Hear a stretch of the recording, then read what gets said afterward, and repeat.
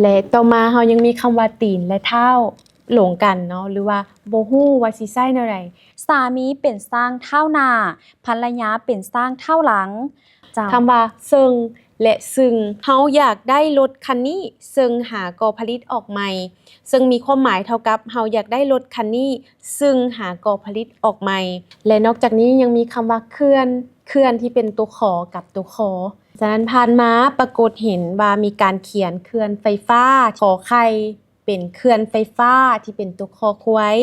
สาเหตุที่พาให้เขียนผิดก็ย้อนว่าส่วนหลายออกเสียงเคลื่อนและเคลื่อนที่เป็นขอกับคอน่ะคือกันเจ้า รายการเว้าลาวฮู้ลาวความสนับสนุนโดย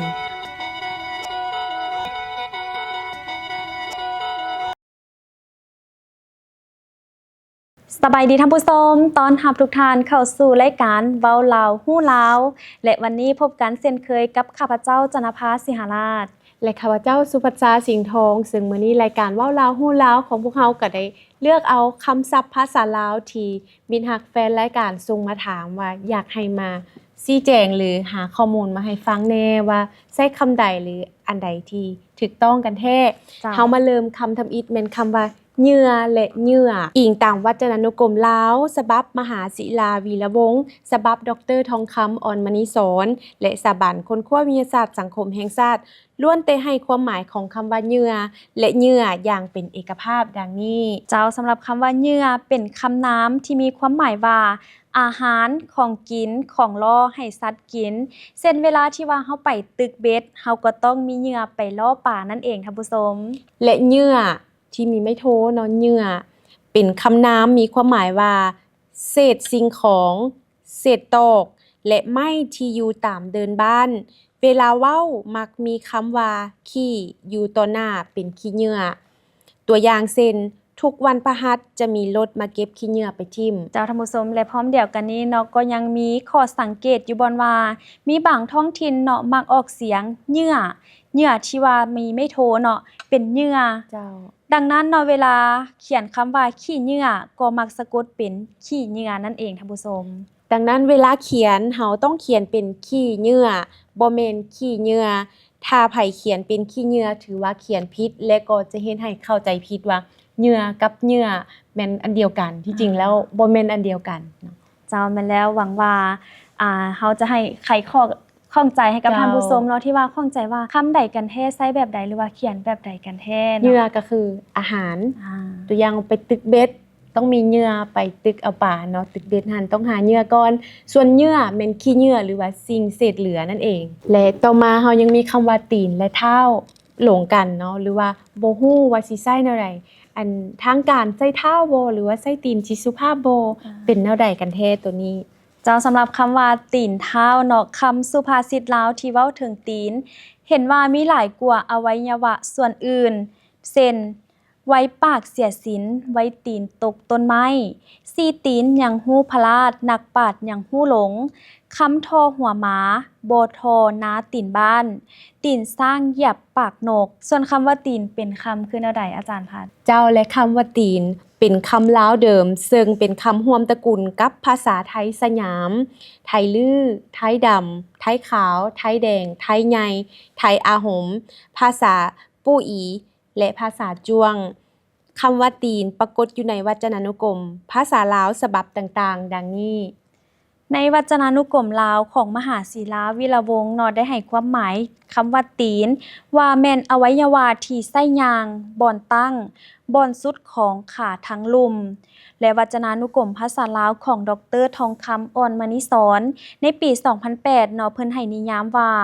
แม่นอวัยวะที่ใช้ย่างบ่อนตั้งบ่อนสุดของขาทั้งลุ่มเอิ้นตีนรับใช้ต่างมือต่างตีนเอิ้นต่างตีนและวจนานุกรมภาษาลาวของสถาบันวิทยาศาสตร์สังคมแห่งชาติปี 2012 ก็ได้ให้ความหมายว่าอวัยวะที่ใช้ย่างของคนหรือสัตว์บอนสุดของขาทั้งลุมบอนตั้งลุมสุดของสิ่งใดสิ่งหนึ่งเช่นตีนคนตีนผู้ตีนขั้นใดตีนโต๊ะ ตีนเสา ตีนเนาะนอกจากไส้เว้าทั่วไปแล้วคำว่าตีนยังถูกนำไส้ไปในทางบ่สุภาพโดยเฉพาะแม่นคำด่าเพราะถือว่าตีนเนาะเป็นอวัยวะที่ต่ำสุดและยิ่งไปกว่านั้นในการใช้ภาษากายเพิ่นห้ามบ่ให้ใช้ตีนซี่เป็นเด็ดขาด และเคียงคู่กันนั่นการใช้คำว่าตีนในภาษาลาวยังมีคำว่าเท่าซึ่งเป็นคำพ้องความหมายเป็นคำที่ปรากฏใช้หลุนหลังคำว่าตีนหลายร้อยปีหรืออาจเป็นหลายพันปีก็เป็นไปได้คำว่าเท่าที่เป็นคำพ้องความหมายกับตีนนี้ปรากฏเห็นมีบรรจุในวจนานุกรมภาษาลาวทุกฉบับนับตั้งแต่วจนานุกรมลาวของมหาศิราวีระวงศ์ปี 1960วจนานุกรมภาษาลาวของดร.ทองคำ อ่อนมณีสอนปี 2008 และวจนานุกรมภาษาลาวของสถาบันวิทยาศาสตร์สังคมแห่งชาติปี 2012 ล้วนแต่บรรจุคำว่าเท่าพร้อมให้ความหมายว่าตีน ในเมื่อสมัยซุ่มปี50-70ของศตวรรษที่แล้วเพิ่นมักใช้คำว่าเท้าแทนคำว่าตีนเพื่อแสดงความสุภาพและมักใช้อยู่ในสำนวนที่ว่าสามีเป็นสร้างเท้าหน้าภรรยาเป็นสร้างเท้าหลังพร้อมกันนั้นคำว่าถงตีนก็มักจะเอิ้นว่าถงเท้านั่นเองท่านผู้ชม แต่ว่าภายหลังประเทศชาติได้ปลดปล่อยแล้วคำว่าเท่าก็ค่อยๆเสื่อมความนิยมอยู่ในสังคมลาวคำว่าตีนซึ่งเป็นคำลาวที่มีมาแต่ปางปฐมบุหารพุ่นก็ได้รับการนำมาใช้อย่างกว้างขวางเวลาเจ็บอวัยวะเบื้องลุมสุดคนเจ็บก็เว้ากับแพทย์หมออย่างกระเดียมซบกระเดียมปากว่าเจ็บตีนและเมื่อไปซื้อถงเพื่อซุบใส่อวัยวะลุมสุดอยู่ตลาดก็เว้าอย่างเต็มซบเต็มปากว่าถงตีนจากบอนนี้แสดงให้เห็นว่าคำศัพท์ใดคำศัพท์หนึ่งจะเป็นคำสุภาพหรือบ่สุภาพแม่นสังคมเป็นผู้กำหนดนั่นเอง แต่คำว่าเท้าเนาะนี่ผัดได้รับความนิยมใช้อยู่ในประเทศเพื่อนบ้าน อย่างกว้างขวางเพราะเพิ่นถือว่าเท้าเป็นคำเว้าที่สุภาพ ส่วนคำว่าตีนเนาะเป็นคำที่บ่สุภาพท่านผู้ชม และอยู่ในวจนานุกรมภาษาลาวของศรีเวียงแขกก่อนนิวงศ์ก็ได้บรรจุคำว่าเท่าเช่นกัน แต่ให้นิยามว่าตีน และอธิบายต่อใส่ว่าเป็นคำเว้าที่นิยมใช้อยู่ประเทศไทย เท่าในภาษาไทยออกเสียงเป็นเท่า ซึ่งมาฮอดปัจจุบันเนาะการนำไส้เท้าได้ปรากฏเห็นเขียนอยู่ในเทิงป้ายของบางห้านนวดว่านวดฝ่าเท้าบางห้านก็เขียนว่านวดฝ่าเท้าและก็มีวงเล็บว่านวดฝ่าตีนแต่ส่วนหลายก็ยังใช้นวดฝ่าตีนพร้อมกันนั้นท่านผู้ชมในภาษาปากเว้าเวลาหัดกายพวกเฮายังใช้วลีที่ว่าย่ำเท้าบ่สู่ได้ยินใช้ว่าย่ำตีนและก็ยังมีไม้ที่ผู้เฒ่ามักใช้สู่ค่ำเวลาย่างก็แม่นไม้เท้าท่านผู้ชม เจ้าและนอกจากนี้เรายังมีข้อสันนิษฐานว่าความเป็นมาของคำว่าตีนและเท่ามีที่ไปที่มาแนวใดคำว่าตีนเป็นคำนามได้เกิดมีมาก่อนส่วนคำว่าเท่าที่เป็นคำกริยาเกิดภายหลังของการเกิดอุบัติเหตุเจ็บตีนจึงต้องซอกหาไม้มาเท่าเพื่อให้ย่างได้ก็คือไม้เท่าหั่นเนาะ แม่นแล้ว เกิดตามหลังคำว่าตีน ต่อมาไม้ที่ช่วยเท่าตีน ไม้ที่ช่วยเท่าตีนให้ย่างได้นั่นก็ถูกเอิ้นว่าไม้เท่า ต่อมาเมื่อคำว่าตีนที่เป็นอวัยวะต่ำสุดของคนถูกนำไปใช้ในคำเว้าที่บ่สุภาพ โดยเฉพาะแม่นคำด่าเช่นบักห่าส้นตีน ฝ่าตีนกูนี่ คนในตระกูลภาษาลาวไทยจำนวนหนึ่งเช่นลาวไทยยวน เขินลือ ไทยใหญ่ภาษาจ้วงแบบจั่วเจียงจึงเอาคำว่าเท่าที่เป็นคำกริยามาเปลี่ยนเป็นคำนามแทนคำว่าตีน โดยถือเอาคำว่าเท่าเป็นคำสุภาพเจ้าท่านผู้ชมและนอกจากนี้ยังมีคำว่าเคลื่อนที่เป็นตัวขอกับตัวคอ เจ้า ตัวนี้เป็นแนวใดไส้แนวใดสังคมก็มักลงกันแม้แต่ข้าพเจ้าเองบางครั้งก็ลงว่าเคลื่อนไฟฟ้าเคลื่อนไหวเคลื่อนหนิง มัน แม่น เป็น ขอ คำ ไข่หรือว่า ใช่ ขอควายแบบนี้เนาะเฮามาทำความเข้าใจไปพร้อมกันท่านผู้ชมนั่นก็คือคำว่าเคลื่อนขอไข่และเคลื่อนขอควาย ท่านผู้ชมคิดว่าเป็นคำใดระหว่างเคลื่อนตัวขอกับตัวคอน้องไส้คำใดผ่านมา ผ่านมาแม่นใช้ตัวคอควายเนาะคำว่าเคลื่อนไหว เคลื่อนไหวทางใดเจ้าแม่นแล้ว แม่ กัน นแล้ว ซั่นก็ถือว่าถูกต้องเนาะ อาทิตย์แล้วไปเคลื่อนไหวอยู่แถวเขื่อนน้ำงืมว่าสิส่วนตกไปน้ำอยู่ได้ตัวอย่างแบบนี้เนาะ เจ้าและยังมีอีกตัวอย่างหนึ่งก็คือว่าเฮาเคลื่อนไปใส่บ่ได้ดอกนอนติดเตียงเบิดอาทิตย์คำนี้ท่านผู้ชมหลายๆท่านอาจจะคิดว่าใส่ตัวใดดีเนาะตัวคอควายบ่หรือว่าตัวขอไข่เนาะท่านผู้ชม ฉะนั้นผ่านมาปรากฏเห็นว่ามีการเขียนเขื่อนไฟฟ้าที่ขอไข่เป็นเขื่อนไฟฟ้าที่เป็นตัวคอควายสาเหตุที่พาให้เขียนผิดก็ย้อนว่าส่วนหลายออกเสียงเขื่อนและเขื่อนที่เป็นขอกับคอน่ะคือกัน เจ้า แต่ผู้ที่มีต้นกำเนิดจากเสียงขวางสะกด2คำนี้บ่สู้ผิดเพราะจำแนกเสียงขอที่เป็นเขื่อนกับเขื่อนหันได้ออกแนกออกได้แม่นแล้วว่ามันต่างกันออกอย่างชัดเจนเพื่อเห็นให้ปรากฏการณ์เขียนผิดดังกล่าวบ่เกิดขึ้นอีกจึงขอเสนอความหมายที่แตกต่างกันระหว่างเขื่อนที่เป็นตัวขอไข่และเขื่อนที่เป็นตัวคอควายดังนี้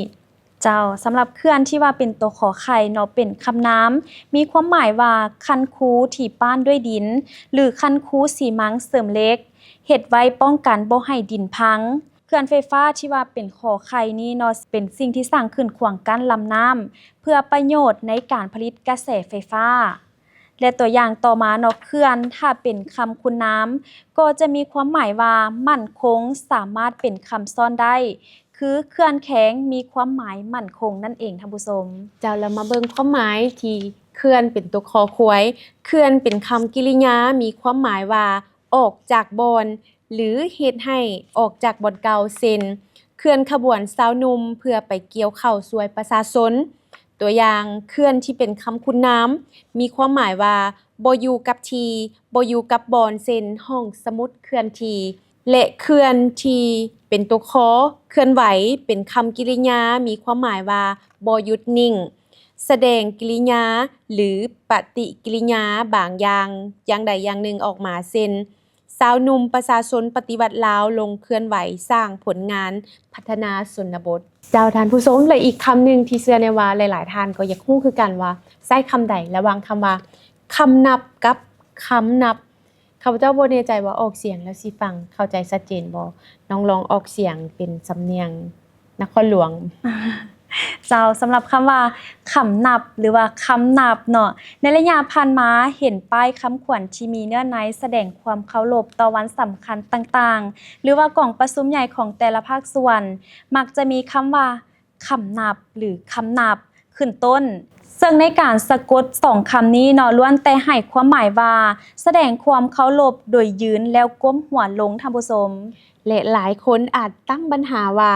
เป็นหยังความหมายอันเดียวกันจึงมีการสะกด2แบบคือแนวนั้นเจ้าคือบ่สะกดเป็นแบบเดียวเพื่อให้เอกภาพไปทั่วประเทศเลยมันจึงเข้าใจง่ายหรือสิบ่ดีกว่าบ่เพื่อให้จื้อง่ายซึ่งเพื่อเป็นแนวทางในการเลือกเนาะว่าจะเอาการสะกดคำแบบใดเป็นคำมาตรฐานพวกเราต้องมาเบิ่งความเป็นมาของการสะกดคำนำกันของทั้ง2แบบนี้ก่อนเนาะท่านผู้ชมและเมื่อหวนคืนไปยังตอนท้ายของศตวรรษที่19และตอนต้นของศตวรรษที่20เฮาก็จะเห็นว่ามีการใช้คำนี้แล้วซึ่งสามารถค้นเห็นจากหนังสือฝรั่งลาวปี 1895 และวจนานุกรมฝรั่งลาวปี 1906 ที่บรรจุไว้คู่ขนานกับคำว่า bonjour โดยพิมพ์คำแปลภาษาลาวเป็นตัวลาตินว่าคำนับเขียนเป็นตัวลาวว่าคำนับแสดงว่าคนลาวสมัยนั้นกล่าวสบายดีกันด้วยคำว่าคำนับเจ้าและต่อมาเนาะในปึ้มต่างๆตลอดฮอดวจนานุกรมก็ล้วนแล้วแต่สะกดคำนี้เป็นคำนับที่เป็นคอควายเนาะเป็นต้นในวจนานุกรมลาวฉบับของมหาศิลาวีระวงศ์ซึ่งได้บรรจุคำนี้โดยได้สะกดเป็นคำว่าคำนับและให้นิยามว่าแสดงความเคารพโดยก้มหัวลงและต่อมาปี 1967 ปึ้มไวยากรณ์ลาวฉบับของทานภูมิวงศ์วิจิตรก็ได้พิมพ์จำหน่ายทั่วไปอยู่เขตปลดปล่อยและก็ได้บรรจุคำนี้ใส่ในลักษณ์ตัวอักษรของวิธีเขียนหนังสือลาวให้ถูกโดยได้ยกให้เห็นความแตกต่างในการใช้ระหว่างพยางค์อักษรสูงและอักษรต่ำที่มีไม้เอกคำนับคำมืดคือคำนับที่เป็นตัวขอไข่และคำมืดที่เป็นตัวคอคำว่าคำที่เป็นตัวขอไข่นี้เนาะอยู่ในวจนานุกรมลาวของมหาศิลาวีระวงศ์ในปี 1960 ก็ได้บรรจุซึ่งหมายถึงคมรูป เส้นมือคำผ่าพันนิ้วบ่วางอยู่ในเรื่องของเท้าหุงเท้าเจืองและในวจนานุกรมภาษาลาวของดร.ทองคำอ่อนมณีสอนก็ได้บรรจุคำว่าคำเช่นเดียวกันแต่ให้นิยามแตกต่างว่าอาการแสดงถึงกิริยาท่าทางเคารพต่อผู้อาวุโสด้วยการก้มหัวและโยบตัวลงหน่อยหนึ่งและพร้อมกันนั้นก็ได้บรรจุคำนับที่เป็นตัวขอไข่ใส่โดยให้นิยามว่าการแสดงความเคารพนับถือหรือสรรเสริญเกียรติคุณด้วยการก้มหัวคำนับเช่นคำนับธงชาติเพลงชาติวีรบุรุษของชาติและยังเพิ่มท้ายในนิยามคำว่าคำนับที่เป็นตัวคอก็ว่าได้เจ้าท่านผู้ชมและจากการให้นิยามในวจนานุกรมของดร.ทองคำอ่อนมณีสอนเพิ่นก็ได้มีการชี้แจงให้เห็นว่าพวกเขาสามารถใช้คำใดก็ได้ระหว่างคำนับหรือคำนับจากหลักฐานการบรรจุคำที่สะกดคำนี้เป็นคำนับของวจนานุกรมเล่มดังกล่าวชี้ให้เห็นความนิยมของสังคมโดยเฉพาะในสื่อสิ่งพิมพ์และป้ายมักสะกดเป็นคำนับหลายกว่าคำนับนับแต่มือสั่งตั้งสปป.ลาวจนฮอดปี 2012 ท่านผู้ชมเจ้าและเมื่อมาเบิงวจนานุกรมภาษาลาวของสถาบันวิทยาศาสตร์สังคมแห่งชาติได้รับการพิมพ์จำหน่ายปี 2012 การสะกดคำนี้ได้มีการเหน่งติ่งและเปลี่ยนแปลงโดยวจนานุกรมเล่มดังกล่าวได้บรรจุคำนี้เพียงแต่การสะกดคำอย่างเดียวคือคำนับที่เป็นตัวคอไว้เท่านั้นโดยให้นิยามว่าแสดงความเคารพโดยยืนแล้วก้มหัวลงและยืนโกงแล้วยกมือขวาขึ้นมาจี้ใส่สื่อขมับหูและย้อนการสะกดคำของคำศัพท์นี้ในวจนานุกรมภาษาลาวทั้งสองฉบับดังกล่าวแม้นแตกต่างกันจึงเฮ็ดให้เกิดมีปรากฏการณ์การเขียนหรือพิมพ์บ่เป็นเอกภาพกันอยู่ในสื่อสิ่งพิมพ์ก็คือป้ายคำขวัญต่างๆดังที่พวกเราเห็นในทุกวันนี้นั่นเองท่านผู้ชมและเพื่อความเป็นเอกภาพในการเขียนการพิมพ์พวกเราควรมีคณะกรรมการรับผิดชอบด้านการเขียนหนังสือลาวให้ถูกและเป็นเอกภาพโดยที่มีหน้าที่รับผิดชอบเลือกเอาการสะกดคำที่เห็นว่าเหมาะสมที่สุดและมีเหตุผลที่สุดแล้วออกแจ้งการให้คนทั่วประเทศหรือทั่วสังคมได้รับทราบและให้เขียนตามที่คณะกรรมการรับผิดชอบนี้ได้กำหนดไว้จะเป็นคำนับหรือคำนับก็ได้เพราะการสะกดคำทั้งสองแบบนี้ล้วนแล้วแต่มีเหตุผลและมีที่ไปที่มาของไผของลาวนั่นเองเจ้าท่านผู้ชมซึ่งก็ถือได้ว่าเราสามารถใช้ได้ทั้งสองคำเนาะนั่นก็คือคำนับที่เป็นคอควายแล้วก็คำนับที่เป็นคอไข่นั่นเองท่านผู้ชมและอีกคำหนึ่งที่เชื่อว่าหลายคนก็สงสัยว่าคำใดแท้ถูกผิดหรือว่าอันใดเป็นภาษาเว้าหรือว่าอันใดเป็นภาษาเขียนหรือว่าใช้ทั้งสองบ่เนาะคำว่าซึ่งและซึ่งอยู่ในนี้คำว่าซึ่งและซึ่งเป็นคำพ้องความหมายในกรณีที่เป็นคำสรรพนามใช้แทนคำนามทั้งสองคำนี้สามารถใช้แทนกันได้ในทุกกรณีเช่นเฮาอยากได้รถคันนี้ซึ่งหากอผลิตออกใหม่ซึ่งมีความหมายเท่ากับเฮาอยากได้รถคันนี้ซึ่งหากอผลิตออกใหม่ค่อยมักอ่านเรื่องสั้นซึ่งแต่งโดยเจคอบมีความหมายคือกันกับค่อยมักอ่านเรื่องสั้นซึ่งแต่งโดยเจคอบคำว่าซึ่งปรากฏเห็นใช้ในบทกลอนสังสินไซที่ประพันธ์ขึ้นในศตวรรษที่17ดังเล้วลวงขึ้นถึงเมฆเมโคเทพาสมซึ่งบุญย่อย่องเจ้าท่านผู้ชมและส่วนคำว่าซึ่งเนาะแม่นปรากฏเห็นใช้ในแบบสอนอ่านภาษาลาวในปี 1932 และปึ้มไวยากรณ์ลาวในปี 1935 ปึ้มวรรณคดีสารและปึ้มต่างๆของคณะกรรมการวรรณคดีในซุมปี 1950 ล้วนแต่ใช้คำว่าซึ่งเข้าในการพิมพ์บทเขียนต่างๆของตนนั่นเองนับแต่ปี 1962 ภายหลังที่มีการปฏิรูปการศึกษาลาวของกระทรวงศึกษาธิการการสะกดคำนี้ก็เปลี่ยนเป็นคำว่าซึ่งบรรดาปึ้มแบบเรียนตลอดฮอดปึ้มไวยากรณ์ก็ใช้คำว่าซึ่งสอดคล้องกับการสะกดคำนี้อยู่ในเขตปลดปล่อยโดยได้ใช้คำว่าซึ่งในบรรดาปึ้มแบบเรียนและไวยากรณ์ลาว ฉบับทานภูมิวงศ์วิจิตรปี 1967 เจ้าท่านผู้ชมและภายหลังสั่งตั้งสปป.ลาวเนาะนับแต่ปี 1976 เป็นต้นมาปึ้มแบบเรียนของสถาบันค้นคว้าวิทยาศาสตร์การศึกษาก็ได้ใช้คำว่าซึ่งเข้าในบรรดาบทเรียนในปึ้มแบบเรียนต่างๆและเมื่อกวดสอบเบิงในวจนานุกรมภาษาลาวฉบับต่างๆแล้วก็ปรากฏเห็นว่าบรรจุทั้งซึ่งและซึ่งในวจนานุกรมลาวฉบับมหาศิลาวิรวงศ์ได้ให้คำนิยามซึ่งว่าถ้าเป็นคำสันธานแม่นเป็นคำใช้แทนนามที่อยู่ทางหน้าโดยบ่ต้องออกชื่อนามนั่นอีกถ้าเป็นคำบุพบทแม่นเป็นคำต่อหน้าคำนามที่เป็นกรรมดังอาศัยซึ่งบุญเป็นต้นและยังมีความหมายว่าต่อซื่อส่งดังว่าอยู่ซึ่งหน้าพร้อมกันนั้นเพิ่นยังได้บรรจุคำว่าซึ่งโดยบอกในวงเล็บว่าเบิงซึ่งเจ้าท่านผู้ชมและส่วนในวจนานุกรมภาษาลาวฉบับอื่นๆก็มีลักษณะดังเดียวกันเช่นในฉบับสถาบันวิทยาศาสตร์สังคมแห่งชาติปี 2012 ได้ให้คำนิยามซึ่งโดยให้ความหมาย 3 อย่างดังนี้กรณีเป็นคำต่อหรือคำสันธานหมายถึงเป็นคำใช้แทนนามที่อยู่หน้าโดยบ่ต้องออกชื่อนามนั่นอีกบางเทื่อเอิ้นซึ่งและกรณีเป็นคำบุพบทหรือคำเสื่อมมีความหมายเป็นคำต่อหน้าแทนนามที่เป็นคำให้ความหมายนั้นเช่นอาศัยซึ่งบุญ